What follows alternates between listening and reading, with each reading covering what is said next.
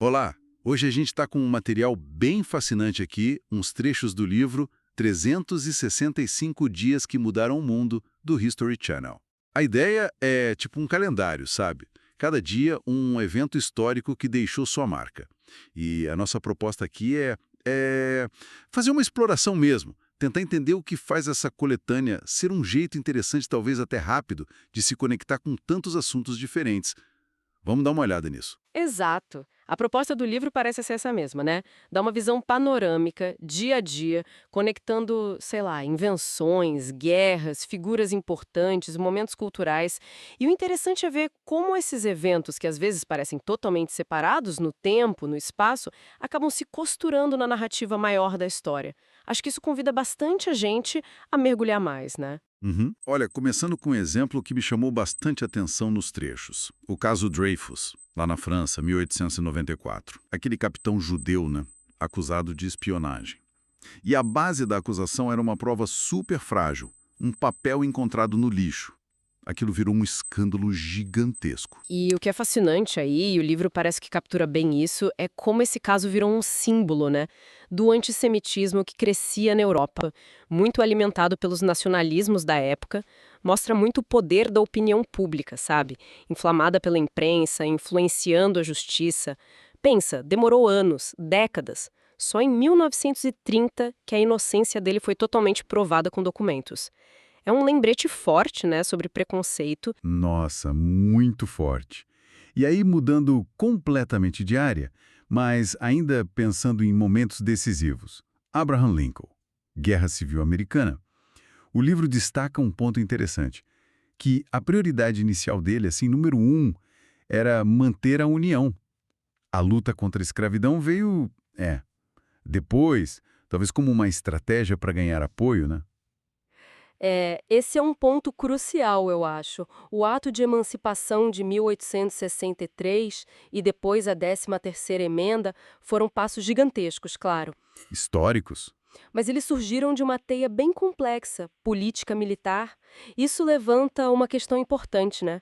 Sobre as motivações reais por trás das grandes mudanças históricas. Nem sempre é tão linear. É verdade.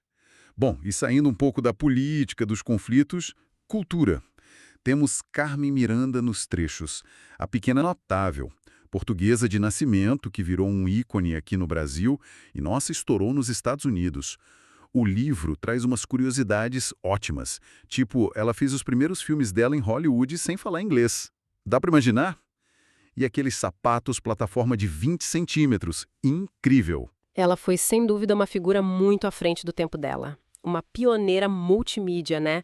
Transitando entre música, dança, atuação, numa época em que isso era super incomum. Ela representa muito a força da cultura popular e como uma figura pode, assim, encapsular e até exportar uma identidade nacional, mesmo que de forma estilizada, para o mundo todo. O livro parece dar um gostinho bom dessa história. Total. E do glamour da Carmen, a gente vai para algo bem prático, a invenção da lata de cerveja, em 1935. Parece trivial, né? Mas o livro mostra as vantagens que ela trouxe. Mais leve que garrafa, mais resistente, ótima para publicidade, para o marketing. Sim, e demorou para sair por causa de receios bem reais, sabe? Preocupação com a reação química do metal com a bebida, a pressão interna do gás.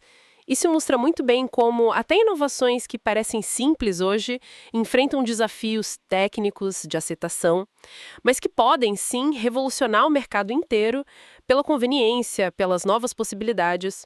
O design da marca na lata, por exemplo. Exato.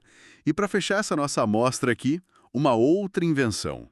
A primeira calculadora de mesa totalmente eletrônica. A Anita. E isso em 1961.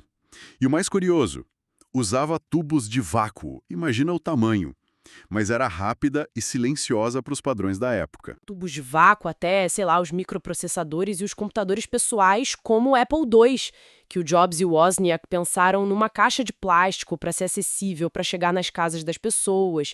Cada passo desses que o livro registra foi fundamental.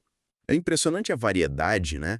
A gente falou aqui de política, guerra e cultura pop, tecnologia, invenções do dia a dia. É como um mosaico mesmo. Momentos que, de alguma forma, definiram o mundo em que a gente vive hoje. O livro parece oferecer exatamente isso. Pílulas de conhecimento, de áreas super distintas, uma para cada dia do ano. Concordo plenamente. E essa variedade toda é muito valiosa porque nos lembra que a história não é feita só de grandes tratados, de grandes batalhas, né? Invenções como a lata de cerveja, fenômenos culturais como a Carmen Miranda ou escândalos judiciais como o caso Dreyfus. Tudo isso tem seu peso, suas consequências. O valor de uma obra como essa, eu acho, está justamente em mostrar essas conexões, às vezes inesperadas, e a complexidade por trás de cada um desses dias que mudaram o mundo. Acaba instigando a curiosidade, né? Para querer saber mais. Com certeza. Fica então aquela reflexão, né? Ao pensar num livro assim, ou mesmo nesses trechos que a gente comentou, qual será que foi aquele evento ou aquela invenção, talvez uma coisa que pareça pequena, que está lá registrada, e que pode ter tido um impacto mais surpreendente, mais duradouro na nossa vida hoje, e que a gente nem percebe direito. Fica aí para pensar.